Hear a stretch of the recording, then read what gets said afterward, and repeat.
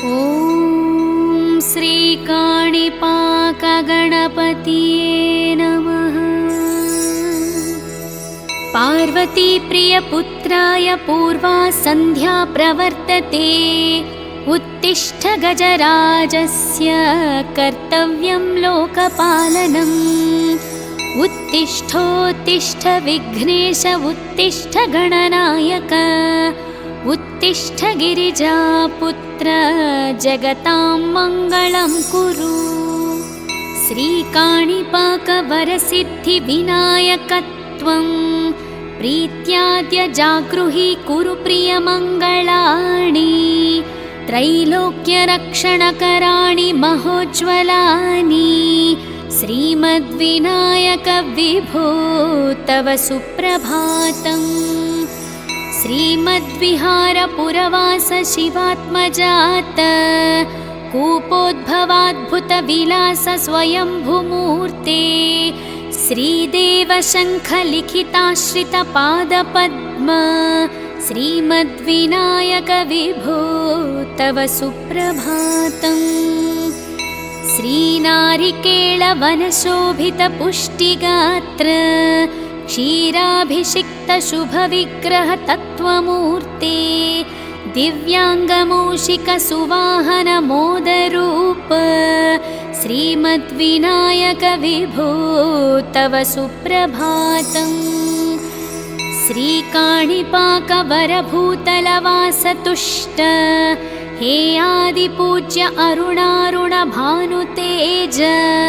प्राचीदिशाम्बरमिदं रविकान्तिनिष्ठं श्रीमद्विनायक विभो तव सुप्रभातम्। श्रीबाहुदा शुभतरङ्गसुबाहुदत्त सुस्निग्धशीतलकणानपि सृङ्गुहित्य। प्राभातवायुरिह यास्यति सेवनाय श्रीमद्विनायक विभो तव सुप्रभातम्। गौरीकराम्बुजसुलालितदिव्यवक्त्र श्रीकण्ठमानसमुदाकरमोदरूप। कैलासशैलशिखरस्थितबालभानो श्रीमद्गणेश्वर विभो तव सुप्रभातम्। दुर्वाङ्कुराणि जलजानि सुपुष्पकाणि बिल्वानि पूजनविधौ च सुसज्जितानि। नित्यार्चनोत्सुकमदोत्कटवारणास्य श्रीमद्गणेश्वर विभो तव सुप्रभातम्। हृत्कूपमध्य समुपस्थितचित्स्वरूप कूटस्थतत्त्वमिदमेव हि बोधनेन। त्वामत्र भासि विदधासि समस्तशोभान् श्रीमद्गणेश्वर विभो तव सुप्रभातम्। श्रीमुद्गलाख्यमुनिसन्नुतसच्चरित्र वासिष्ठगृत्समदमुख्य ऋषिर्वरीड्य। वेदोक्तदेवगणमन्त्रगणादिनाथ श्रीमद्गणेश्वर विभो तव सुप्रभातम्। ऋग्वेदकीर्तितगणाधिपज्येष्ठराज त्वं ब्रह्मणस्पतिरिति प्रकटीकृतोऽसि। आथर्वशीर्षमनुमन्त्रितदिव्यमूर्ते श्रीमद्गणेश्वर विभो तव सुप्रभातम्। ब्रह्मादिदेव परिकीर्तितवेदपाठाः त्वत्शूर्पकर्णकुहरौ प्रविशन्ति देवाः। श्रुत्याधुनैव परिपालय धर्मसङ्घान् श्रीवल्लभेश भगवान् तव सुप्रभातम्। हेरम्बलम्ब जठराद्भुतदिव्यगात्र प्रारम्भपूजनमिदं दयया गृहीत्वा। सर्वाशुभानि परिनाशय सर्वपुत्र श्रीवल्लभेश भगवान् तव सुप्रभातम्। भानुदयेन न हि दृश्यति चन्द्रबिम्बम् त्वत्फालदेश शशिरेव विभाति नित्यं सत्यस्वरूप निगमागम सन्नुताङ्घ्रे श्रीवल्लभेश भगवान् तव सुप्रभातम्। कालाग्निरुद्रसुतकालनियामकत्वं कालानुकूलफलदोऽसि कलामयोऽसि कल्याणकारककलाधरशेखरोऽसि श्रीवल्लभेश भगवान् तव सुप्रभातम्। उग्रस्वरूप रिपुनाशक उग्रपुत्र सौम्योऽसि सोमविनुतोऽसि प्रशान्तरूप सर्वेश सर्वफलकारक सर्वमूर्ते श्रीवल्लभेश भगवान् तव सुप्रभातम्। दारिद्र्यदुःखभयभञ्जन दक्षस्वामिन् तारुण्यविग्रहधनाधिफलप्रदायिन् लावण्यमञ्जुलकलान्वितरञ्जितास्य हे विघ्ननाथ भगवान् तव सुप्रभातम्। गम्बीजतुष्टगणराजगकारपूज्य गान्धर्वगानपरिवर्तितनादमूर्ते गाङ्गेयगण्यगणिताधिककलास्वरूप श्रीमद्विनायक विभो तव सुप्रभातम्। मूलादिचक्रनिलयाच्युतयोगमूर्ते त्वामादिदेवमनुचिन्त्य तरन्ति भक्ताः रागादिदोषपरिहारक वेदवेद्य हे विघ्ननाथ भगवान् तव सुप्रभातम्। लक्ष्म्यादिशक्तियुत शक्तिगणेश्वरोऽसि दिव्याक्षरोऽसि शुभमन्त्रविराजितोऽसि तन्त्रादिभिर्नुतनतेष्टदवल्लभेश हे विघ्ननाथ भगवान् तव सुप्रभातम्। नागोपवीतधरनाथ विनोदचित्त नागास्यनाशित महाघनतानुरक्त आनन्दतुन्दिलतनो बहिरान्तरस्थ हे विघ्ननाथ भगवान् तव सुप्रभातम्। भद्रे भवक्त्र नवभद्रद भद्रतेज रुद्रप्रियात्मज मदद्रव शक्तियुक्त अद्रीशजा मधुरवत्सलतानिधान हे विघ्ननाथ भगवान् तव सुप्रभातम्। सर्वार्थसिद्धिफलदायक बुद्धिदायिन् विघ्नाद्रिवज्र परिपूज्य चतुर्थीकाले भद्रं पदं दिशसि भक्तगणार्थितोऽसि हे विघ्ननाथ भगवान् तव सुप्रभातम्। बालादिभव्य बहुरूपधरोऽसि देव चिन्तामणिस्त्वमसि सर्वफलप्रदोऽसि त्वन्नाम दिव्यमणिरस्ति जगद्धिताय हे विघ्ननाथ भगवान् तव सुप्रभातम्। हे काणिपाकगणराट् तव सुप्रभातम्। ये मानवान् प्रतिदिनं प्रपठन्ति भक्त्या तानेकविशन्ति कुलान् परिपालय त्वम् इत्थं वदन्ति विबुध करुणार्थचित्ताः। इति श्रीकाणिपाकगणपति सुप्रभातं सम्पूर्णम्।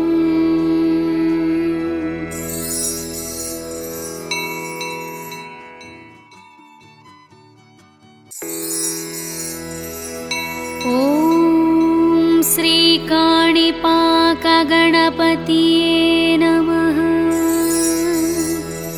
पार्वतीप्रियपुत्राय पूर्वा सन्ध्या प्रवर्तते उत्तिष्ठ गजराजस्य कर्तव्यं लोकपालनम्। उत्तिष्ठोत्तिष्ठ विघ्नेश उत्तिष्ठ गणनायक उत्तिष्ठ गिरिजापुत्र सर्वत्र जगतां मङ्गलं कुरु। श्रीकाणिपाकवरसिद्धिविनायकत्वं प्रीत्याद्य जागृहि कुरु प्रियमङ्गलानि। त्रैलोक्यरक्षणकराणि महोज्ज्वलानि। श्रीमद्विनायक विभो तव सुप्रभातम्। श्रीमद्विहारपुरवास शिवात्मजात कूपोद्भवाद्भुतविलास स्वयंभूमूर्ते श्रीदेवशङ्खलिखिताश्रितपादपद्म श्रीमद्विनायक विभो तव सुप्रभातम्। श्रीनारिकेळवनशोभितपुष्टिगात्र क्षीराभिषिक्तशुभविग्रहतत्त्वमूर्ते दिव्याङ्गमूषिकसुवाहनमोदरूप श्रीमद्विनायक विभो तव सुप्रभातम्। श्रीकाणिपाकवरभूतलवासतुष्ट हे आदिपूज्य अरुणारुणभानुतेज प्राचीदिशाम्बरमिदं रविकान्तिनिष्ठं श्रीमद्विनायक विभो तव सुप्रभातम्। श्रीबाहुदा शुभतरङ्गसुबाहुदत्त सुस्निग्धशीतलकणानपि स्रङ्गुहित्य प्राभातवायुरिह यास्यति सेवनाय श्रीमद्विनायक विभो तव सुप्रभातम्। गौरीकराम्बुजसुलालितदिव्यवक्त्र श्रीकण्ठमानसमुदाकरमोदरूप कैलासशैलशिखरस्थितबालभानो श्रीमद्गणेश्वर विभो तव सुप्रभातम्। दुर्वाङ्कुराणि जलजानि सुपुष्पकाणि बिल्वानि पूजनविधौ च सुसज्जितानि नित्यार्चनोत्सुकमदोत्कटवारणास्य श्रीमद्गणेश्वर विभो तव सुप्रभातम्। हृत्कूपमध्यसमुपस्थितचित्स्वरूप कूटस्थतत्त्वमिदमेव हि बोधनेन त्वामत्र भासि विदधासि समस्तशोभान् श्रीमद्गणेश्वर विभो तव सुप्रभातम्। श्रीमुद्गलाख्यमुनिसन्नुतसच्चरित्र वासिष्ठकृत्समदमुख्य ऋषिर्वरीड्य वेदोक्तदेवगणमन्त्रगणादिनाथ श्रीमद्गणेश्वर विभो तव सुप्रभातम्। ऋग्वेदकीर्तितगणाधिपज्येष्ठराज त्वं ब्रह्मणस्पतिरिति प्रकटीकृतोऽसि आथर्वशीर्षमनुमन्त्रितदिव्यमूर्ते श्रीमद्गणेश्वर विभो तव सुप्रभातम्। ब्रह्मादिदेव परिकीर्तितवेदपाठाः त्वत्शूर्पकर्णकुहरौ प्रविशन्ति देवाः श्रुत्याधुनैव परिपालय धर्मसङ्घान् श्रीवल्लभेश भगवान् तव सुप्रभातम्। हेरम्बलम्बजठराद्भुतदिव्यगात्र प्रारम्भपूजनमिदं दयया गृहीत्वा सर्वशुभानि परिनाशय सर्वपुत्र श्रीवल्लभेश भगवान् तव सुप्रभातम्। भानुदयेन न हि दृश्यति चन्द्रबिम्बम् त्वत्फालदेश शशिरेव विभाति नित्यं सत्यस्वरूप निगमागम सन्नुताङ्घ्रे श्रीवल्लभेश भगवान् तव सुप्रभातम्।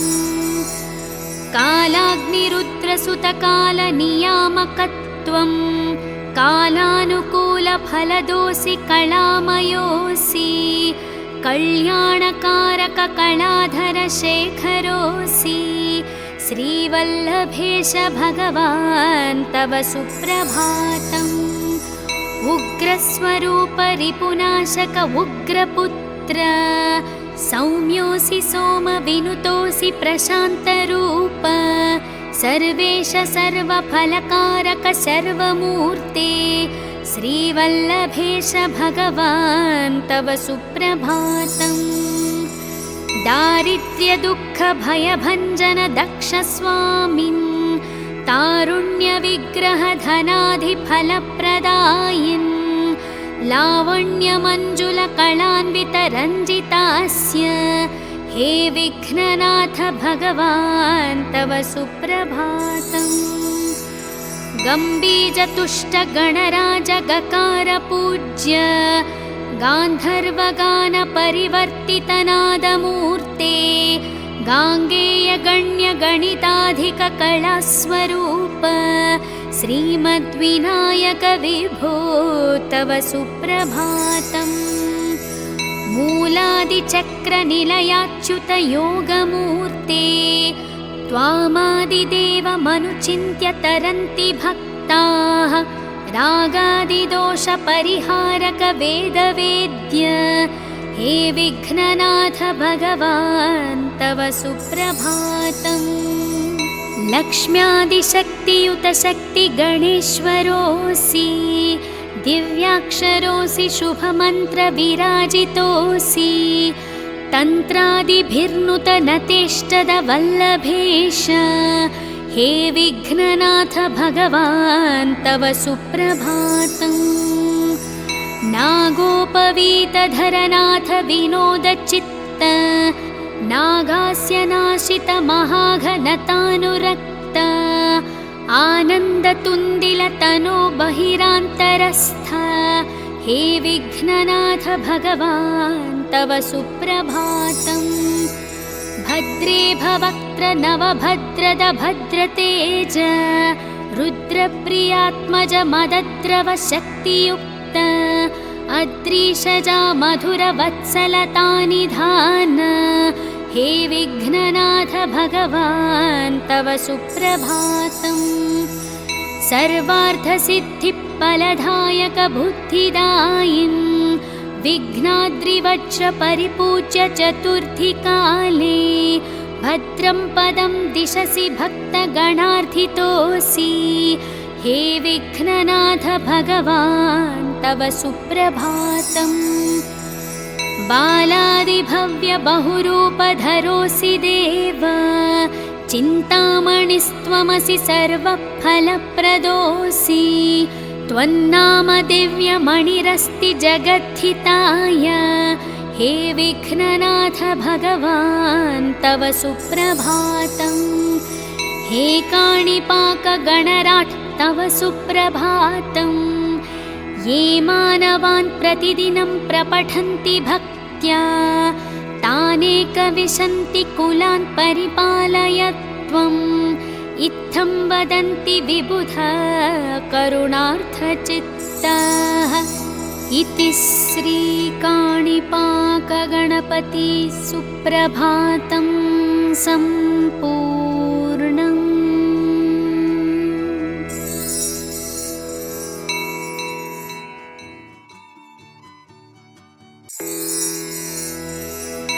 ॐ श्रीकाणिपाकगणपतये नमः। पार्वतीप्रियपुत्राय पूर्वा सन्ध्या प्रवर्तते उत्तिष्ठ गजराजस्य कर्तव्यं लोकपालनम्। उत्तिष्ठोत्तिष्ठ विघ्नेश उत्तिष्ठ गणनायक उत्तिष्ठ गिरिजापुत्र जगतां मङ्गलं कुरु।